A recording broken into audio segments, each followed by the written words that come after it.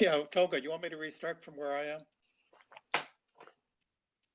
am? Yes, start with the new introduction because I'm going to take this whole front out. Okay. Hi, everybody. Welcome back to the Astro Imaging channel. And I mean, really welcome back this time because this is like the third time we've started this. Tonight, we've got Eric Adams. Eric came to us. We actually came to him a month or so ago, just after the whole virus thing started and we all found out that we were going to be staying at home. We were talking in the room outside of the public part of the broadcast, and we said that, well, at least we're all going to have an opportunity to, you know, sit around and do some of the catching up that we had to do. And it's probably a good time to be working with astro imaging because it's one of the things you can do safely. So, by the way, I'm on my iPhone now instead of the regular because I was trying to fix something here. So we, the next morning I woke up and I'm reading this article that says, hey, this is a great time to do astro imaging. And it was by Eric Adams. And so I sent that article to Tolga and Tolga said, hey, yeah, this is cool. And Tolga did a lot of legwork and he found Eric and he says, hey, Eric, come on over to the Astro Imaging channel and tell us about what you got. And so we've had some technical difficulties, but we're restarting the broadcast. And here you go, Eric, take over. Thank you, guys. Yeah, I'm very excited to be here. Hopefully the voice is working out, but feel free to jump in and let me know if it's still got some problems. But yeah, I am a journalist and photographer. I work freelance. I work for Wired Magazine, Popular Science, Popular Mechanics, and a lot of automotive and aviation publications as well. Those are my big categories. And I ended up with you guys. I ended up in this field because of my lifelong passion for astronomy that dates back to when I was a little boy living outside of Baltimore. And it stuck with me my whole life. And it's what drew me into science and technology. But even though I've been extremely active with it, astrophotography has been pretty elusive for me. It's been a tough nut to crack.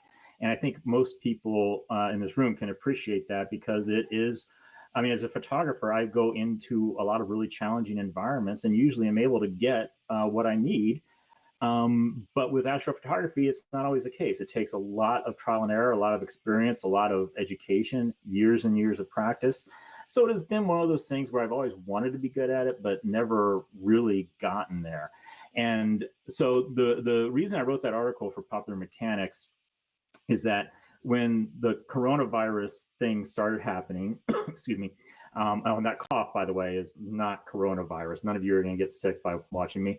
It's allergies. So I apologize in advance if I'm occasionally coughing on you. But when this all started, we're all suddenly kind of relegated to our basements and living rooms and dining rooms and all that. And I realized that it was a great time to kind of start pursuing this more aggressively. And I've done a lot of Milky Way photography and a little bit of more telephoto photography, but not a ton. And I saw this as an opportunity to kind of start to crack that nut a little bit more and take it more seriously. And I'm really suggesting that a lot of people try that as well. One of the reasons this is a really well-timed appearance with you guys is not just the coronavirus thing, but the fact that this week coming up is International Dark Sky Week, which is sponsored by the International Dark Sky Association. It's meant to draw attention to the problems of light pollution and the benefits of not having it, of seeing the Milky Way and seeing the stars at night as they would be seen naturally without light pollution. So to the extent that you are able in your community and within the rules of social distancing, whatever travel and transportation restrictions they place on you, this is a good opportunity to go out into the field, or if you can do it from your backyard, all the better, and have some experiences under the stars and to bring a camera with you. And another reason that I'm excited to be talking to you guys, and this is something we were chatting about a little bit before we went live with this, is that I'm also a very active eclipse chaser. And there's one coming, as a lot of you probably know, in 2024.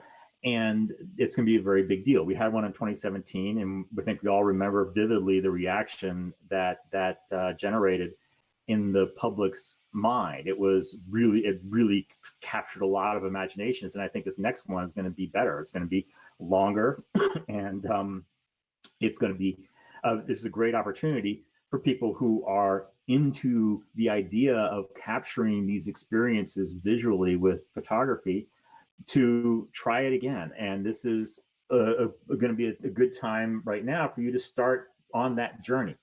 Now, eclipse photography is a different kind of thing from conventional nighttime photography, as you all know, but there's a lot of parallels. And even when that does come around, getting to where you're going to see the eclipse, it's going to be a bunch of evenings of relatively moonless nights when you're going to be able to get really great stuff. If you're traveling to see the eclipse, or if you've got a few days on either end of it, it's going to be a great opportunity. So this is your call to action to use this week and whatever times that you have under the stars over the next year, months, years, and the rest of your life to start trying to figure out how to do this. And that was kind of the purpose of the article, was to show people how to do that walk into it. And Popular Mechanics, where that appeared, had done 2 separate articles. Mine was the second one. They did one a year before. That was on kind of wide angle Milky Way photography, which I'm going to talk about in a minute. And mine was on sort of a little bit more the next step of zooming in on targets and how to capture those. But it is all part of my secret 3-step process to be an astrophotographer. And that step 1 is wide angle, step 2 is zoom in a little bit, and step 3 is zoom in a lot more. So that's the secret there. So remember that. I am going to see if I can pull up my screen here. Give me a second. Application window. All right, so I think this is working. Animation slideshow from beginning. Okay. Now, one point I would also like to make is that this is, after a career of 30 years, this is my very first PowerPoint that I've ever done. So I apologize for the crude nature that you're going to see here. But so this picture right here. So I'm going to walk through some of my progress and what I tell people who are beginning to explore astrophotography. And I've spoken about this. For the first eclipse in 2017, I was a NASA subject matter expert for that, so I was able to speak publicly about it. And that included, to a certain extent, conventional astrophotography, even though I don't have nearly the skill set of most of the people in this room or the gear to do it. Mine is very rudimentary and kind of entry level, but it's still, I think, a incredible phase of astrophotography where you can do a whole lot as both a beginner and an experienced pro. So that's what we're going to talk about. So this picture right here is from the Chilean eclipse last year. I believe it was early July. It was right before July 4th. And so this was after the eclipse, about an hour or so after the eclipse. And these are all the people who are gathered up there. But of course, with social distancing right now, we're not going to do that, are we? This is the Faroe Islands eclipse, 2015. Some of you might remember that. It was the eclipse kind of went through over only two areas, the Faroe Islands and Svalbard, Norway. And I was on the Faroe Islands, and it turns out that we had incredible clouds that day, and I was the only photographer who actually got it because of the only journalist who actually got images of it. So mine were sort of shot all the way around the world at that point. And I'm showing these to you now just to show kind of a sample of what you can get with what I had at the time was very rudimentary skills. And some of these, like this one right here, that was pretty much on a camera's automatic setting. I wasn't really digging in deep with the manual settings on the camera. It was a good camera, make no mistake. It was a Nikon full frame camera, but it was also a fairly conventional zoom lens, and it's cropped in a little bit as well.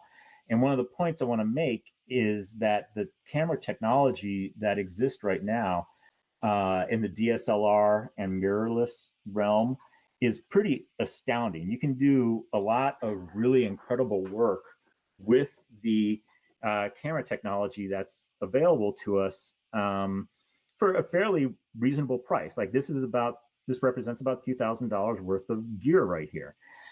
And it also, when you're not zoomed in, when you're sort of wide angle, you can get really fascinating images that show context and that show your place and the effect of what you're seeing kind of on the terrain around you, which is important for an eclipse. This was Wyoming in 2017. This was Chile in 2019. So this was with a drone. It was captured behind the observatory completely blanking. It was about 4 or 5 hours north of Santiago. This was the Inter-American Observatory, Cerro Tololo. There we go. Finally came back to me. And so for the duration of the eclipse, I just got permission to fly a drone up, placed it about a quarter of a mile behind us, and took these 2 photos, in addition to a bunch of others, with a DJI Mavic Pro drone. And so this shows that you can do pretty extraordinary stuff with even off-the-shelf technologies like that drone. And this was on the ground down there, so you can see that that's the back behind the observatory, and here we are on the ground. This is in front of the observatory looking down the valley, and this is a couple of the Bailey's beads starting to show up. This is a properly edited photo of the eclipse, and I am going to jump back here for a second. Okay, so my point with showing those was that when you are approaching astrophotography, you want to consider all of the options that are available to you in terms of framing the scene. And it makes it in some ways kind of easier to enter into being an astrophotographer because you're able to not worry about being zoomed in so tightly. Like I said, the drone shots I just showed you were with the camera that came with the Mavic Pro drone. It has a Hasselblad lens on it, but it was also a very accessible camera flying in a drone, and it still got really pretty exceptional results from that. And it didn't really convey in that photo, but the final edit of that thing in high resolution actually looks very good. And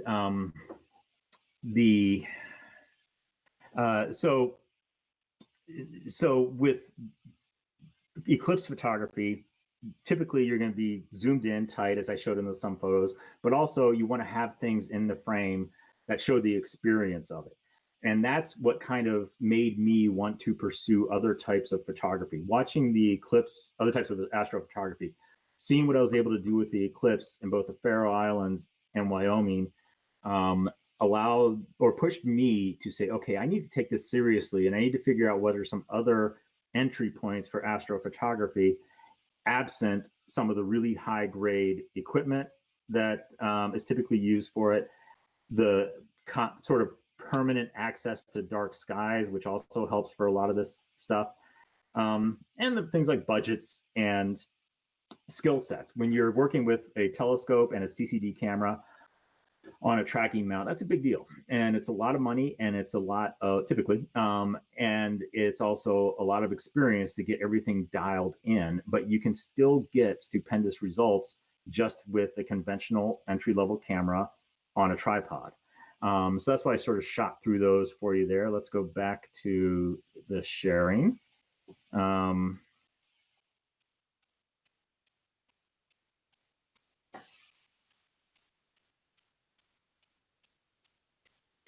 Okay, so that was the Chilean eclipse of 2019. Hold on.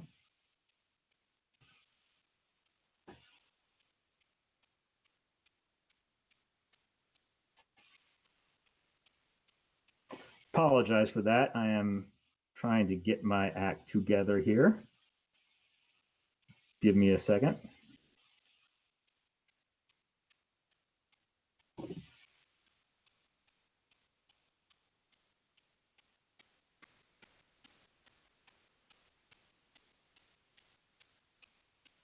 Okay, now it's my turn to have the technical difficulties. Okay, so here we are. So I'm going to shoot through all this stuff again. And so that's the eclipse was just to show one of the situations in which I was able to sort of start unpacking this. And another thing that, back before the days of coronavirus, I traveled extensively, and I hope to resume that once everything kind of finishes here. And it also became very clear to me that a lot of the travel that I was doing was to these locations where I could fairly easily access different skies and darker skies and more interesting elements to photograph them with. And so that further kind of kicked me into gear to learn how to do this. This was, and astrophotography, by the way, isn't just galaxies and nebula and planets. It can be just the moon hanging in the sky like this over an airplane engine with the beautiful colors of the sky, a little bit after sunset. So you have to sort of not really define it just by what you think it conventionally is. And once you sort of open your mind to different possibilities of what counts as astrophotography, it allows you to dive in and have a lot more fun with it, even if you're not exactly carrying a tons of gear. This is in Hawaii at the Volcanoes National Park. And this, again, was with a tripod-mounted 30-second exposure, maybe even less, of Orion, the Milky Way, and the volcano in the foreground. And the idea here is that you simply sit there and try it over and over again until you get something kind of dialed in. The composition, the vertical composition came very naturally. It was something that allowed me to zoom in a little bit on the Milky Way and Orion and the volcano, whereas a landscape format would have been a little bit harder to capture that. And also, that's kind of what the kids like these days. They like the social media friendly formats, and a lot of astrophotography is very conducive to that. And this picture is an excellent example of that. But sometimes it can be also very straightforward. And so that's why we're going to start talking first about kind of general Milky Way photography. This is in Oregon, in Mackenzie Pass, which runs through coincidentally another volcanic lava field in Oregon. And it was last summer that I captured this. And it's a fairly, typical Milky Way photograph, but it's something that a lot of beginners may not think that they could get, again, with fairly common photography equipment. You want to experiment. You want to sit down there for 20, 30 minutes and just shoot and adjust the settings and make sure your focus is correct. You have to sort of commit yourself to a few minutes of dialing this photo in order to get it. You have to experiment. You have to confirm. You have to zoom in and look at your shot while you're, on the LCD screen, and get work steadily towards something that you want to have. But also, one important thing to remember, and I apologize, I forgot to put one of these in here, is that the image that you see on the screen when you're shooting these isn't the final product. When you get it home or even into your smartphone, there are a lot of things you can do to bring details out in these photos. Like this photo originally was very kind of washed out and a lot brighter than what you see right here. But you go into Lightroom if you're using that, or an app, Snapseed, or even now the iPhone, the built-in image editor in the iPhone is a very good product, and it can help you dial in a photo like this, adjust the contrast, adjust the brightness, bring up the highlights, push down the blacks a little bit. There are a lot of things that you can do after you take the photo to make it something really special. and shareable. And so that's that. Now, of course, this one has a little bit of a foreground thing going on, not a ton. There's some trees down at the bottom. You got some meteors, and you had the mountains in the background there. This one is a straight up shot right down the barrel of the Milky Way. You have a meteor heading toward Orion there, and a satellite in the upper left passing through. But there's all kinds of things that are in there, and that's one of the beauties of Milky Way photography, is that you can zoom in basically in any section and random, and just start shooting, and you're going to get something. You have the double cluster here. You have Venus, which was pretty obvious and prominent there. And the Orion Nebula. There are a lot of things in this photo, and depending on the kind of camera you're using and the resolution that you have, you can dig into this photo and crop it down and make it, a little bit of a tighter edit, of tighter crop than what you have with the original product. You're not confined to, if you have a camera that has 30 megapixels, 42 megapixels or more, you're not confined to what you originally shot it at. And nor do you have to zoom in necessarily to get that original photo, because as a lot of you probably know, one of the things you're fighting against in photography like this is the movement of the Earth. So let's talk about that for a second. I'm going to try to flip out of this again. So yeah, one of the things you're going to be battling against is the rotation of the Earth. And obviously, when you're starting with Milky Way photography, you're going to have to, based on what lens you use and the kind of camera that you're using and the conditions, you're going to have to modulate your exposure so you don't get star trails forming. And for a lens with, like if you have a 14 to 20 millimeter lens, you can usually get away with up to 30-second exposures before star trails start to form. If you're zoomed in at 24 millimeters, 35 millimeters, you're going to be limited to about 12, 13, or 14 seconds. In that case, you're going to want to adjust the ISO up a little bit. Now, I had mentioned earlier that the eclipse photo that I took was one of them was an automatic, was on full auto. Just one of them. The rest of the ones from Chile and Wyoming were all manual, as I was learning that for eclipses. With you're not going to want to do that with astrophotography, with Milky Way astrophotography, because that's a whole different kind of kettle of fish in terms of the brightness of what you're shooting. So if you set down your camera, put it on a tripod, set a 30-second exposure, you're going to need to do that in manual mode and bump up the ISO to whatever your camera is going to, I think, tolerate before you get too much noise. It might be 2000, it might be 2500, it might be 3200. There are any number of range of points where a camera might start to break down. I use a full frame Sony A7R III with my astrophotography, and that can tolerate pretty high ISOs. And even if you do have to punch the ISO up, don't forget that you can also dial down the noise later while you're editing the photo. So again, this goes back to the point I was making earlier of how the images aren't the final product. What you see on the LCD in your camera while you're out shooting isn't the final product. What you want to make sure you get is that it's in focus and that the composition is good. And then you can go dig into the photo and unpack what's there later with the editing software. And if you're shooting a full frame camera, which would be like the Sony A7 series or the I forget which one of Canon is. I think it's the D5 series, and the ones that are single digits, and the Nikons are 3 digits, like 750, 850, whatever. A full frame Canon, Nikon, or Sony is going to give you a lot more dynamic range, which means you can really pull out a lot of detail from the raw file. And that's another thing. When you're starting this, if you have the ability in your camera, shoot raw images, because those are a lot more information in each file that you can work with while you're editing.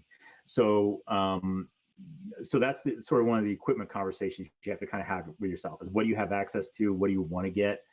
If you can get to a full frame DSLR with a wide angle lens, you're going to be able to do astounding work.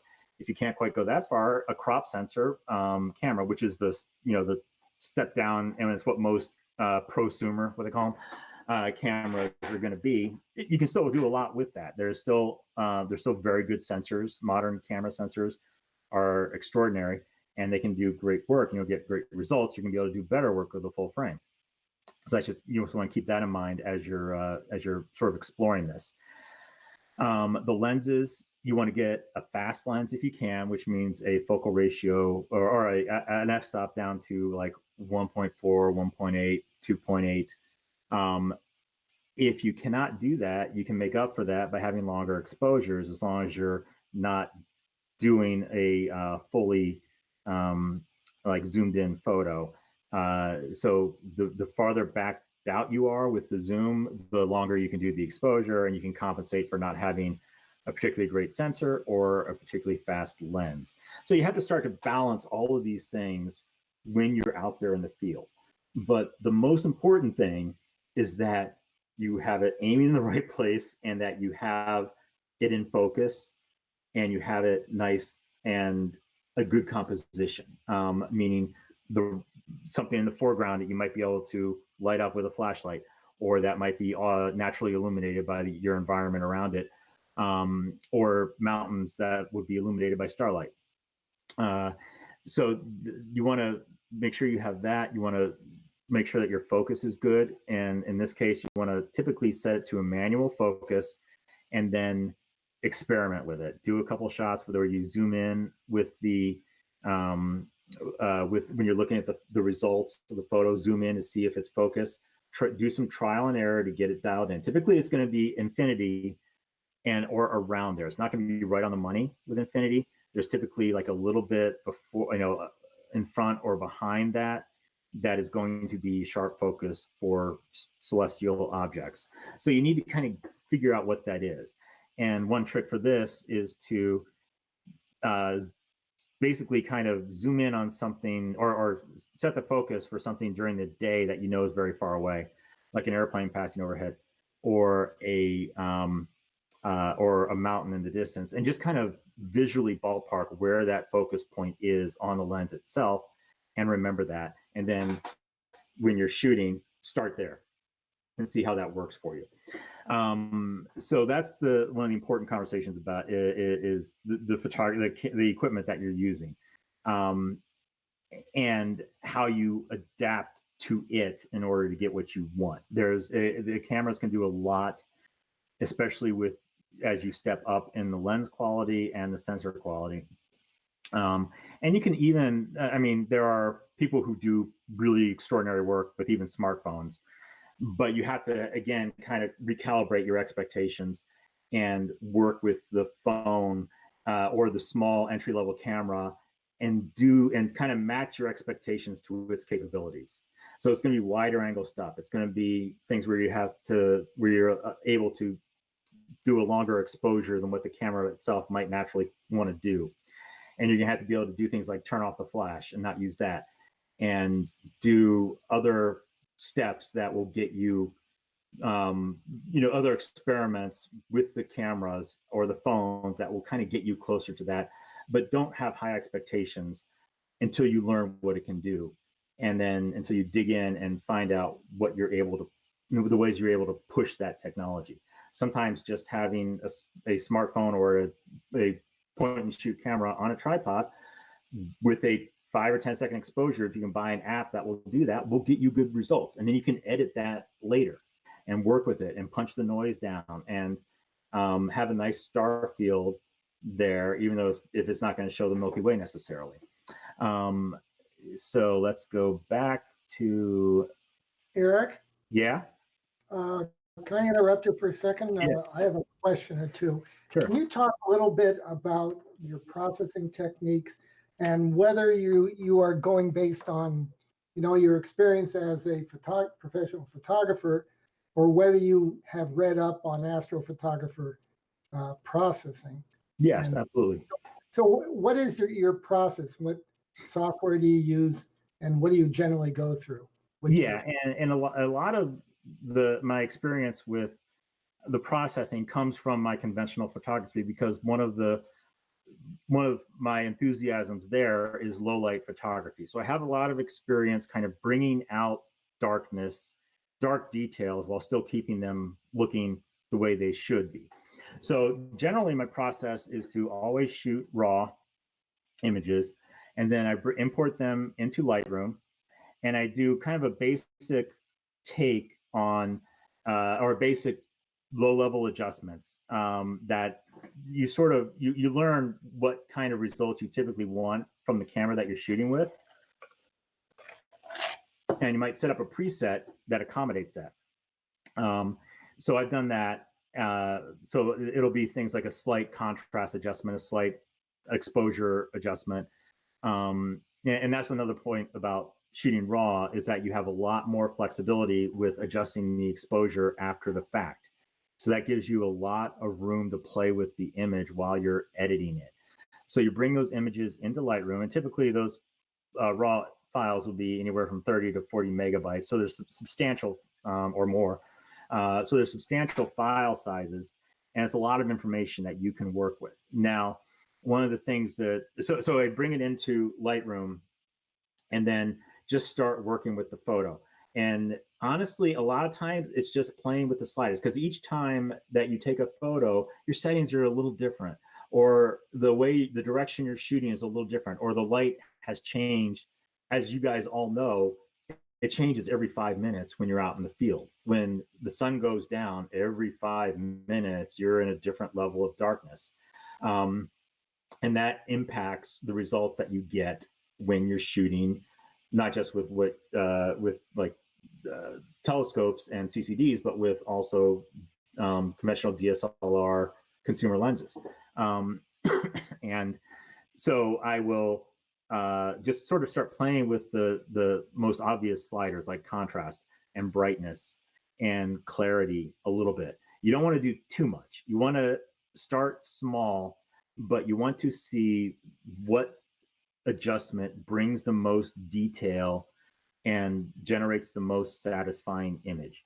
And this is true for conventional photography as it is for astrophotography. You don't want to push things too hard, so that so the image will look like it's strained, or that it is not a real representation of what you saw, or well, very little in astrophotography is an accurate representation of what you actually see, but it can't go too far in the direction of blowing out everything. So slight adjustments to contrast and exposure, brightness, and then there are in Lightroom you can adjust the noise, which you are going to get with most cameras are going to generate a degree of noise in the image when you're talking about low light photography, especially as you push the ISO higher up. And a way to do that is in Lightroom, it's called luminance. You would raise that a little bit, 20%, 30%, 40%, and see what that does to the image. Now, of course, one of the risks there is that the camera and the software doesn't know what the picture is. So it may not recognize that the stars are not noise. So as you push that luminance slider up, you're going to start losing some of the stars, but you're going to decrease the noise. And it might make for overall a better, more satisfying image. So you have to sort of massage that trade-off a little bit. It can be really super challenging, but the bottom line is that every photo that I show you tonight has been edited. Nothing that you see is straight from the camera. And especially with the Milky Way stuff, if you're on a tracking mount, which I'll talk about later, if you do, as your exposures go longer, a minute, 2 minutes, 3 minutes, 5 minutes, the image is going to be brighter and brighter and brighter, and you're going to lose the darkness that is, a special quality of astrophotography. As bright as we want them, we still want there to be a degree of blackness in the image. and that's important that it retains that. It can't just be this bright, amazing thing. You still have to know that you're in space. And the camera, the trick is to bring down that brightness while still retaining the brightness of the objects, not the space between them.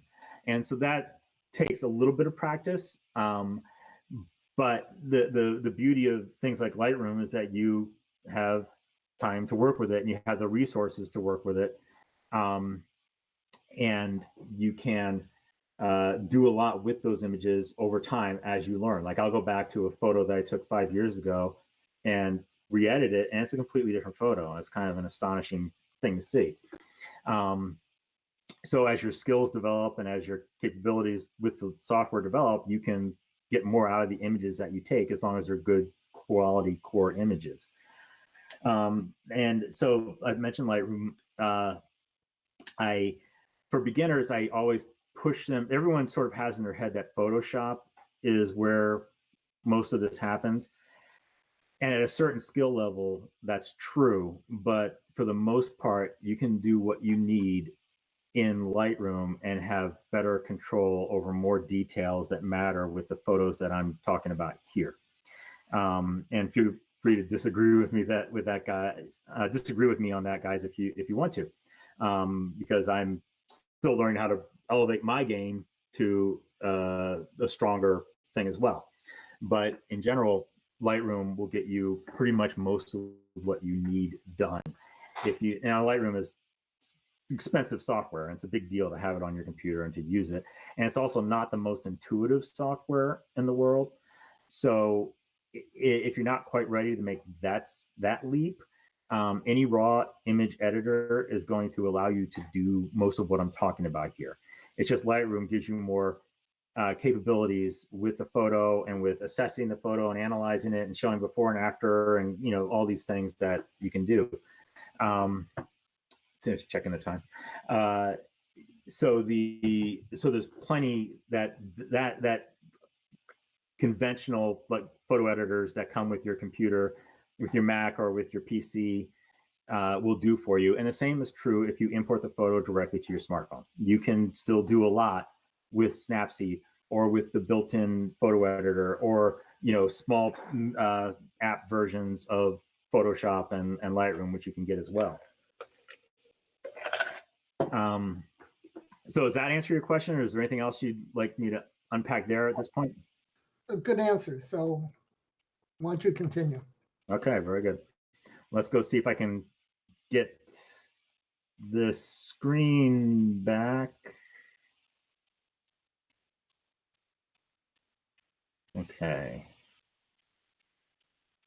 Why does it keep doing that?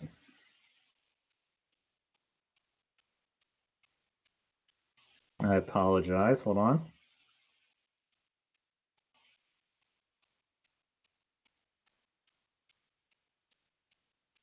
Okay, there we go. So this image right here was now I'll talk about this a little bit later, but the one of the things you're going to progress to is at some point you might find yourself buying a tracking mount, and those things can be very affordable, $100, $200 or less, or they can be very robust pieces of technology. This the one that I shot this on is about a $300 or $400 tracking mount from Skywatcher. And it's one of the great things about that is when you start advancing the tracking mounts, you have to have them aligned well. But they don't have to be so well that it's a deterrent to set it up. This is a ballparked alignment that will typically get me 1 or 2 minutes of exposure before star trails start to form with a zoom in it. So this is a fairly nice zoom shot, probably about a 80 or 90 second or maybe even 2 minute exposure. And this is the one where you have like the meteor shooting through there and whatnot. Hold on, why is this not advancing? Okay, there we go. So this is another very simple 30-second max exposure on top of Mauna Kea in Hawaii. And this is the Milky Way. This isn't the best edit I've ever done. I haven't gone back in to revisit this file yet. But what's special about this, and again, guys, folks, correct me if I'm wrong here, but that is the zodiacal light to the left of the Milky Way there. At first, I thought it was light pollution, which I think what a lot of people kind of fall for or think is going on with the photo, but that's the zodiacal light, which is a very kind of complicated phenomenon in the Milky Way, having to do with the presence of the sun's, what do you call it? The outer corona or something. I'm probably way off on this, but anyway, it's a sort of a good get for an astrophotographer to have an image with the zodiacal light, and it shows how good the conditions are there on Mauna Kea. And again, the Pleiades right there, kind of in dead center. And the as you progress through, you're going to start putting things in the foreground. You're going to want to put images or things in the foreground that will show people what the universe actually looks like from the ground and what they can actually see in really good conditions. And this is just kind of a random patch of sky that I happened to catch a meteor in. It's in Vancouver Island up in Connecticut. I'm sorry, Connecticut, Canada. And this is down in New Zealand. This was on a 14 millimeter Sigma lens attached to the A7R3, shooting in vertical mode. And of course, you have the Milky Way at the bottom there. And then you have the large and the small Magellanic Clouds to the upper left there. And what a lot of people don't realize who are new to astronomy is that the folks in the southern hemisphere have a completely different sky from us. There's a lot of overlap, of course, but they have a whole bunch of things down there, really cool stuff that they can see that we never, ever will see. And that includes those two clouds there, the large and the small Magellanic Clouds, and those are actually galaxies. So you have three galaxies in this image. You have the Milky Way, the bottom, our own galaxy, and those two pups up there. And I remember the first time I saw those, I was actually visiting the very large telescope in Chile back when it opened. I used to work at Air and Space Smithsonian Magazine, and I went down to write a story about it. And I walked out in the middle of I was inside interviewing the astronomers for it. And when we were done, we walked out, and by then night had fallen and it was pitch black. And I saw the large and the small Magellanic Cloud, and I thought they were literally clouds. They were so big and so amazing to see that it took me a few beats to realize, oh my gosh, those are galaxies floating in the sky right in front of my face. And this is a 14 millimeter lens, so it's really zoomed out. It's not how they look to the naked eye. They're bigger when you're in a dark sky. They are bigger than what you're seeing right here. So that's just one of the extraordinary things to remember, is that you can capture this and convey it to people, but you also want to see it for yourself. The wonderful thing about astronomy is, as you folks all know, is that it really does have to be seen with the naked eye. That's sort of one of the things that kept me being an optical observer with my telescopes, is that the satisfaction that you get at looking at an image as it really is through nothing but glass cannot be matched. And that's as true for eclipses as it is for planets, as it is for galaxies and nebulas and clusters and things like that. So having said that, this is absolutely the next best thing, being able to capture this, because you are able to do things that you can't with a naked eye, such as do long exposures and zoom in and get detailed and get accumulated photographs of what you're looking at. So this one right here, this was during a hike in the Grand Canyon that I did several years ago. And honestly, all I did was, I think this is a 24 millimeter lens. So a very standard lens for any DSLR. And this wasn't this was a full frame, but it wasn't the Sony. This was a Nikon that I was shooting. And I just sat it down, put the timer, 5-second or 10-second timer on it, made sure I had the focus right, set it down so it was pointing straight up at the sky, and that the canyon walls there are lit up by a campfire. And I just burned off 10 images and got a really nice shot of the Milky Way, which again, this is not a brilliantly edited version of that, but it's there. And even if it's not, it's still a pretty star field. And you can do this just by putting the camera on a rock so that it sits still and pointing up in the sky and shoot. You don't have to have a tripod. In fact, this was shot without a tripod. I just propped it up on a rock and left it there and shot. I put it, made sure the exposure was right, and started squeezing off images.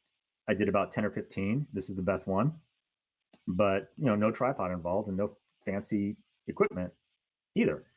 And same with that.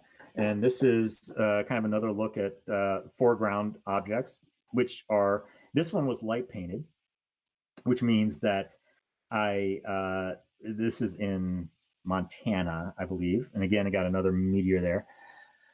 But you have the Milky Way going, and the challenge here is making sure that your foreground is in focus along with the background. And this is mostly there in terms of focus. But what you want to do is throw a flashlight on your foreground object, get that focus in, and then take a picture and see how focused the stars are. If the stars are out of focus, you want to bump up the aperture to if you're shooting, if I had shot this at f2.8 or something and been 20 feet or 50 feet behind the building, it wouldn't have been in focus. Both things wouldn't have been in focus, but you bump it up to f5.6 or f6, you lose the sensitivity and the light grasp, but you get a wider range of focus. So you have to sort of, again, experiment with getting things. And then during the exposure, I would flash a light really quickly onto the building and get it lit up a little bit. Otherwise, it would have been pitch dark. So there are things that you can do, again, I'm a beginner, that sort of make the photos a little more interesting, a little more compelling, and a lot more fun for people who are looking at them. This is Death Valley. This was last year. And again, same deal. I lit up this is where I was getting way too clever for my own good. This was lit up by a drone. So I had lights sitting attached to the DJI drone. I flew the drone up into the sky out of the frame and just had it kind of paint the ground below me. So it would just kind of sit there in a very low brightness setting, because this is probably about a 20 or 30 second exposure. And it just kind of lit up the ground. I don't think this is a particularly brilliant execution of that idea, but it is what I did for that. And you had a car kind of going in the background there. So you sort of want to get creative and playful and use tools that you may not think are useful for astrophotography. A flashlight is useful for astrophotography. A drone is useful for astrophotography. There are a lot of surprising things you can do if you start sort of getting creative with it. This is Joshua Tree. That's the moon. It's sort of a early moon, so it's not a full moon. It's not a 50. It's probably about a 20 or 30% moon, but it still looks pretty bright right there.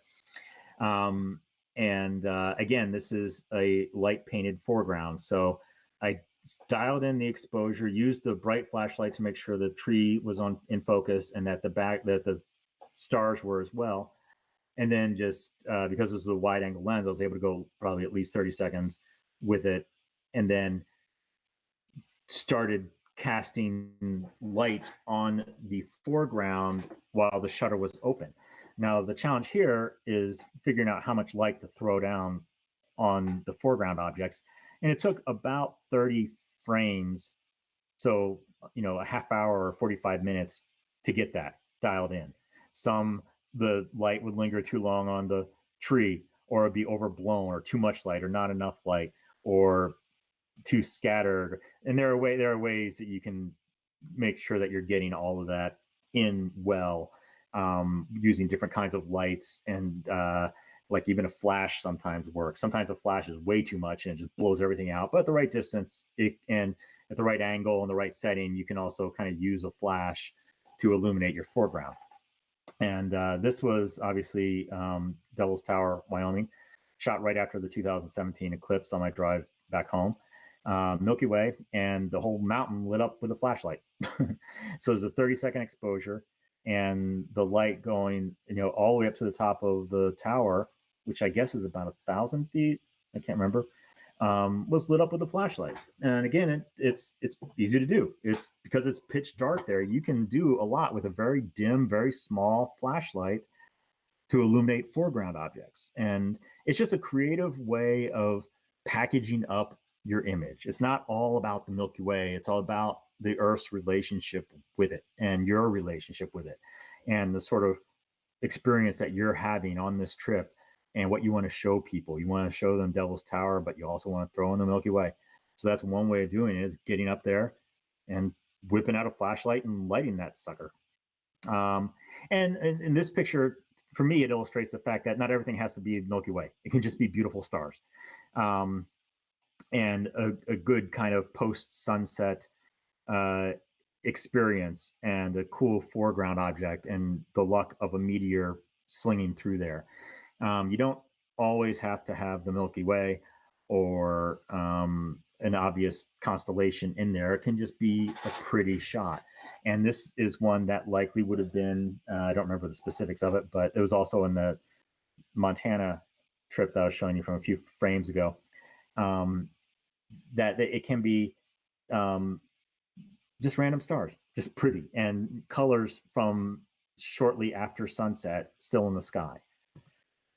Now, I mentioned earlier that I do automotive photography, and one of the things I like to do is to combine that with the astrophotography, because it's cool. And this is a Rolls-Royce Wraith car, and the Wraith has this really interesting feature. You can see it on in the ceiling of the car in there. That's called the headliner. It's called a Starlight headliner. It's like a it's like a $12,000 option for that car, but they're fiber optic stars woven into the headliner of the car, and that serves as basically your dome light. And so when this car came out, I was at the launch for it, which is what automakers will do, a launch for their cars, where they invite media to come down, drive it. And Rolls-Royce, I said, hey, can I drive this car up to Death Valley and shoot it with the Milky Way? And they said, sure, go. So I took the car, drove up to Death Valley. It took about 2 hours to get this scene dialed in, because I had to tape up and cover up all the interior lights. Otherwise, for the 30-second exposures I was doing, it would have been way too much. But again, this is just a camera, a Sony mirrorless camera with probably a 24 millimeter lens on there. It might have been the 14, but it would have been cropped down regardless. So this is where you start getting kind of too clever for your own good. And that's another version of that same photo. Here, this is an Audi that has camouflage on it. When they do pre-production cars, they camouflage them. And so this is that car being, I did a drive of it in Namibia in Africa. And so there, because it was gorgeous conditions, unbelievable skies at night, I was able to put this, and it happened coincidentally that Audi, the camouflage they wrapped this car in, was glow in the dark. So all we had to do was hit it with a strobe a couple times. It made the car glow for about a minute, and I was able to get my shot, and with that spooky tree there as well. So my point here is that you get creative and you have fun with what you're doing, and try to get something really exceptional and surprising. Don't just shoot objects in the sky when you're learning, because this will make you a better general photographer when you come up with good compositions. And there are things I would have done differently had I had more time for this, but I'm pretty pleased with how that turned out. It's a cool looking shot, and it surprised people, and that's kind of the important thing. This was actually just a few days ago on one of my coronavirus social distancing experiments up to Cherry Springs State Park, which people in the astronomy community might recognize as one of the US's International Dark Sky Association dark sky sites. It's the darkest site on the East Coast with extraordinary, just phenomenal conditions. And again, I got this car by light painting it. So 30-second exposure, 24 millimeter lens probably. And I just sort of did 20 of these shots where I used various techniques to try to light up the car and whatnot. Now this is back down in Chile last year for it was the night of the eclipse. The eclipse was towards sunset, and then after sunset, we were able to stick around on Cerro Tololo and see the night sky. And there, of course, is the Milky Way behind one of the observatories. And this is, again, a thing where you had to kind of see how the environment is lit as you're shooting it and make up the difference, or get use a flashlight to brighten this thing up if it's not already illuminated.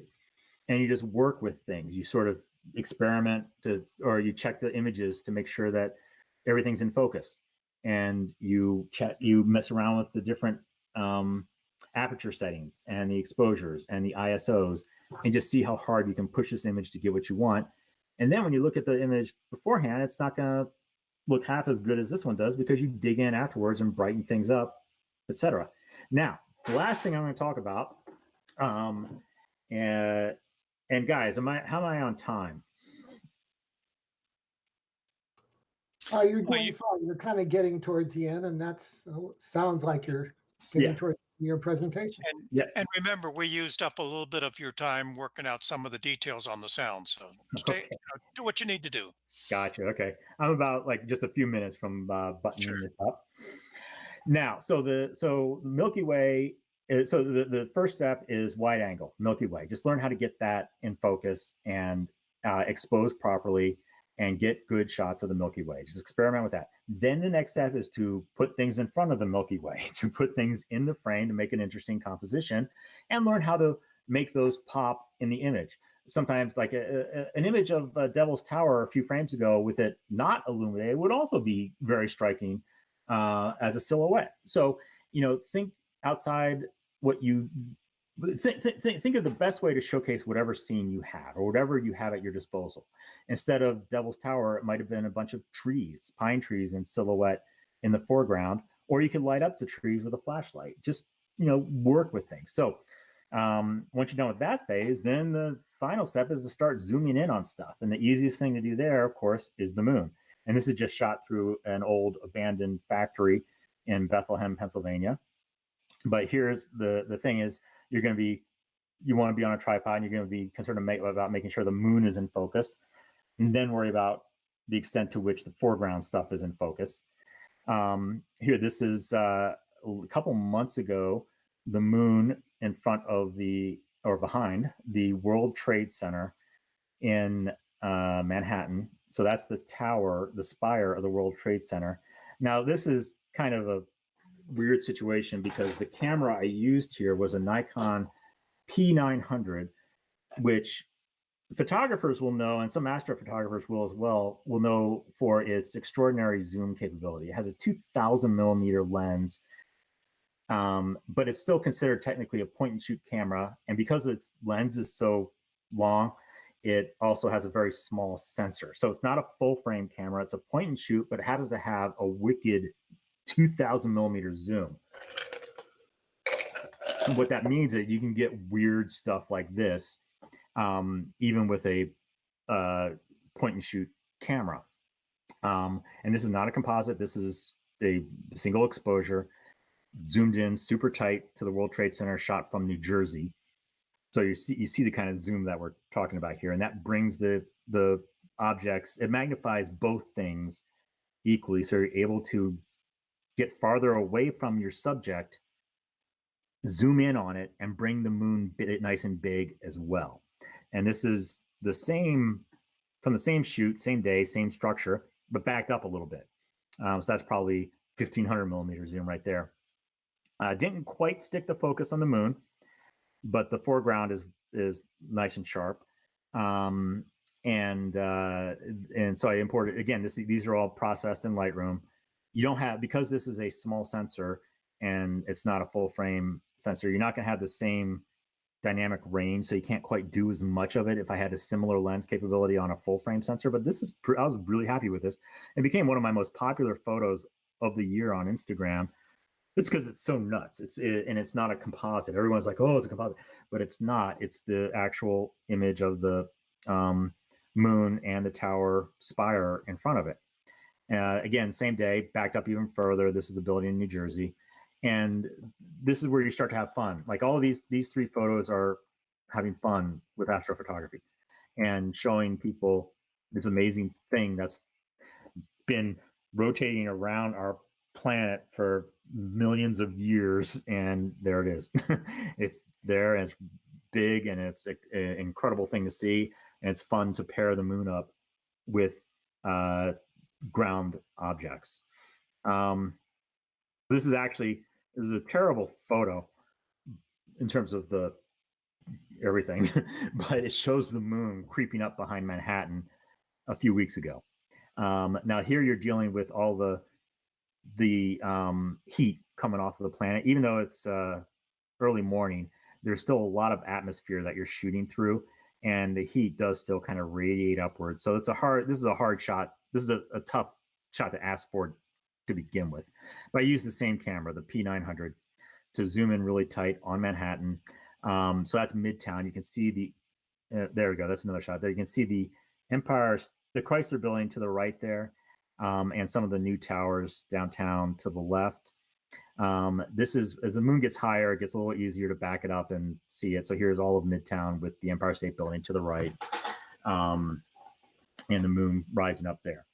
So then these next sequence of shots are also going to be zoomed in, and they're using the tracking mount that I was talking about earlier. When you advance to a certain point, you're going to want to start doing exposures that are longer than 30 seconds or longer than 20 seconds. And you want to start using a zoom lens that's bigger than a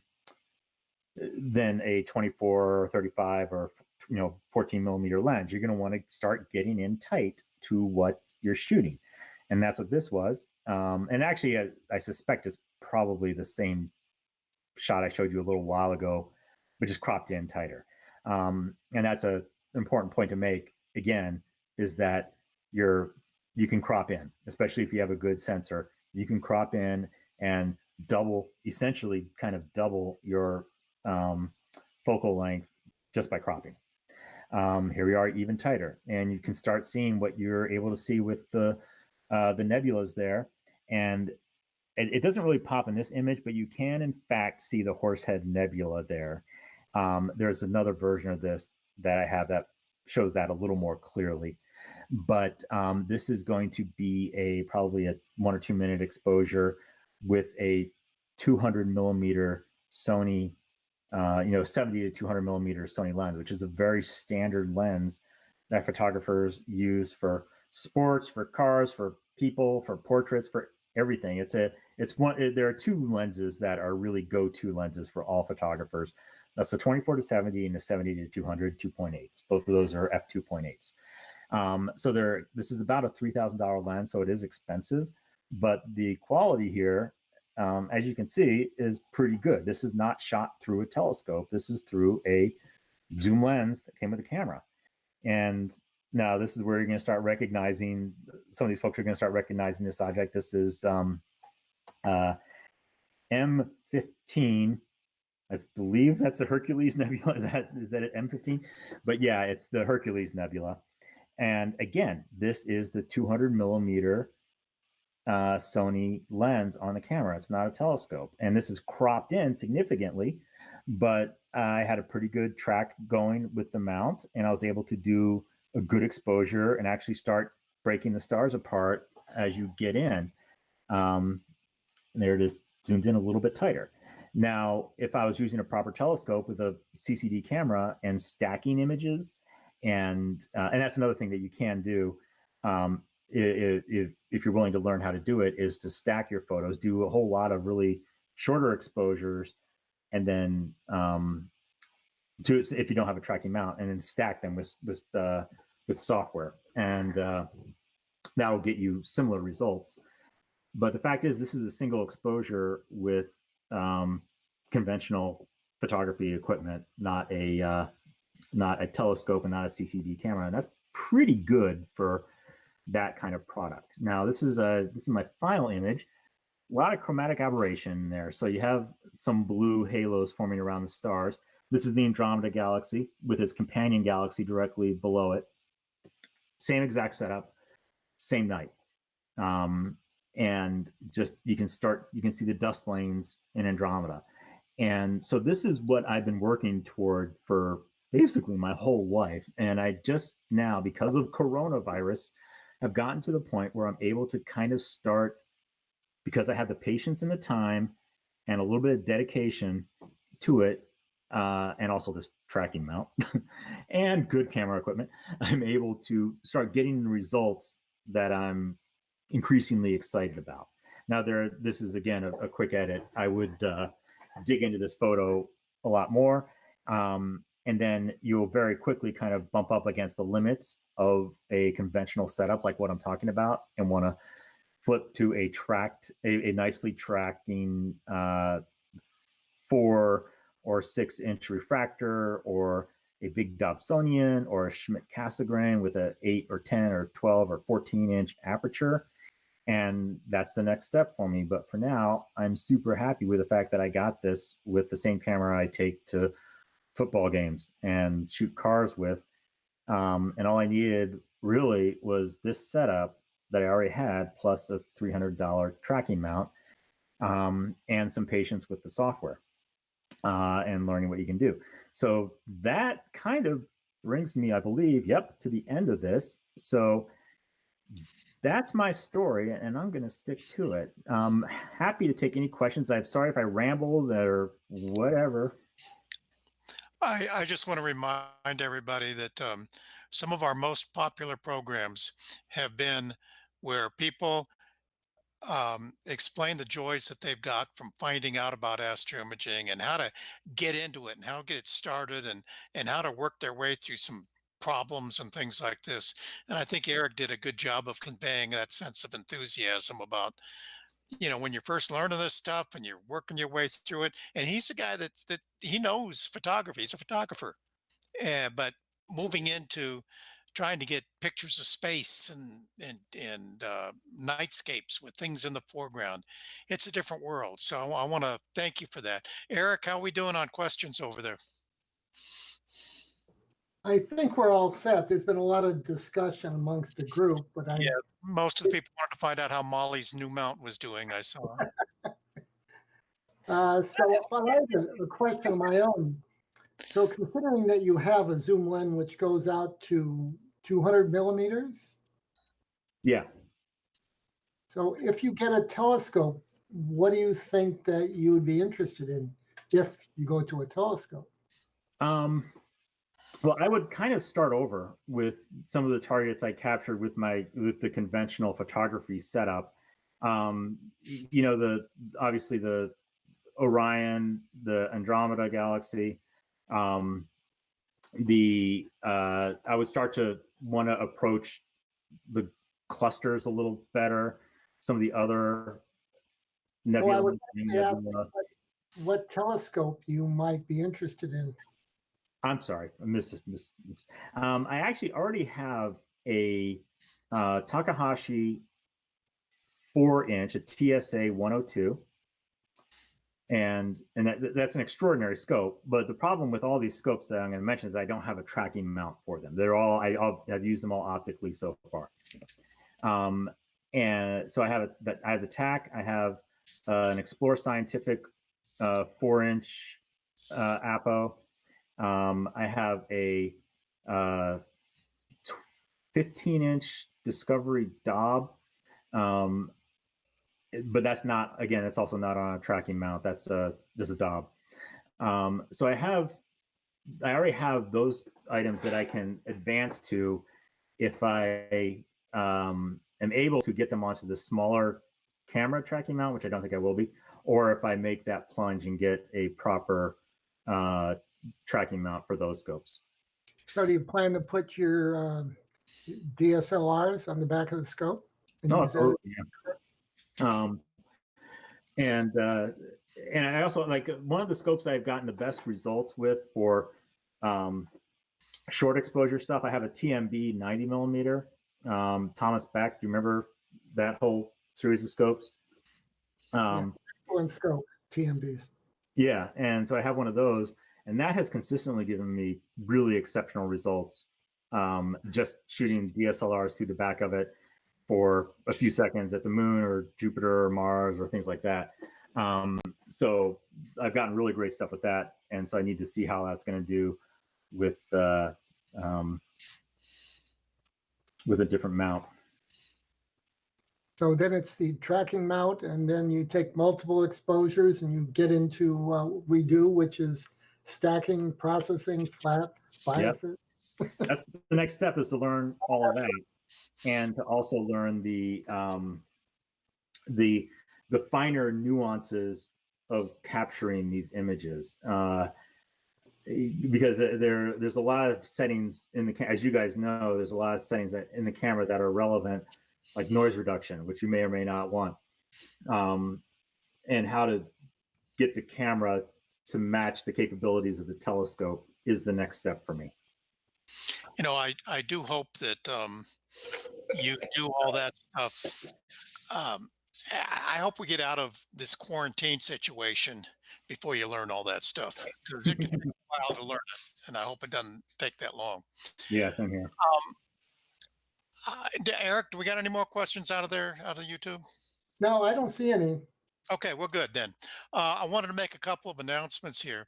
Our topic tonight was about how it's fun to learn new stuff while you're social distancing and you're stuck at home and you've got time to like watch those videos and catch up on things.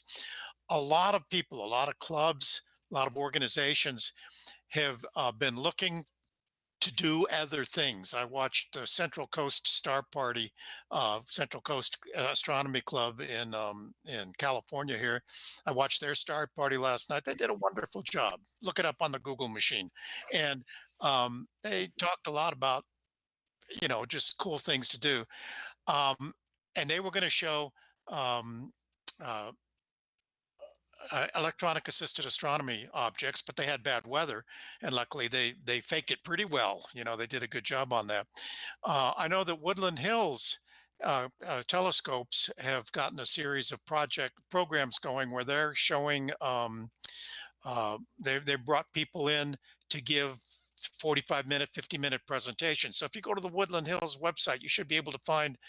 I know they're doing it on the 24th and again on the 2nd of May. They're going to have some presentations. If you enjoyed the virtual NEAF, it's kind of like the virtual NEAF stuff that you saw during the virtual NEAF. You know, just Richard Wright was there a couple of weeks ago, and Scott Losmonti. Various people have come in and given a 45-minute presentation. So check them out at the Woodland Hills. A lot of clubs are doing virtual meetings now. I think the Orange County Clubs is gone to virtual meetings, and I'm going to be presenting a little part of that, what's up there. And I haven't done that exactly, except for here. I do it every Sunday night, but it'll be different to do it at a meeting, I think. Anyway, we have a lot to learn during the time of the virus. Remember that Newton invented calculus and gravity and all that during the plague. Remember, he was stuck and he couldn't go anywhere. Well, maybe you can invent calculus, or maybe you can learn calculus at last. Um, you know, hang in there. We are particularly looking for somebody right now on the Astro Imaging channel, somebody who can do some stuff with electronic assisted astronomy. That is where you use a Malin cam or a video camera, and you do live stacking of images. Particularly, we'd like to know some people who might know how to do that, can show the rest of us how to do it, what we need to do it, and maybe even broadcast in the way of a virtual star party. So if you've got any ideas about that, please hit visitor or, the contact at the astroimagingchannel.com and, get the information to us. You know how to find us on cloudy nights and things like that. So you know how to get a hold of us. If you know anybody who's good at that kind of stuff, somebody in your club does it on a regular basis, and they can sit here like Eric volunteered to do tonight, we really would appreciate it, and I think it would make for a good program. Now, having said that, I'm going to ask one more time, any more questions out there in YouTube land or any place else? Are we getting ready to go? Then I'm going to take it. It's time to say goodnight. I'm going to turn it back over to Tolga. Tolga, thanks for fixing everything. I know it messed up in the first place, but you got it. You worked it out. And that's why you're the greatest. So thanks a Yeah, lot. sorry about that, guys. I really messed up this time. I was trying some new software and I made a mistake. All right. Good night, everybody. And Matt Diedrich is coming next week. He's going to be talking about plane wave telescopes, I guess. I don't, or some of his images. And we'll see you guys next week.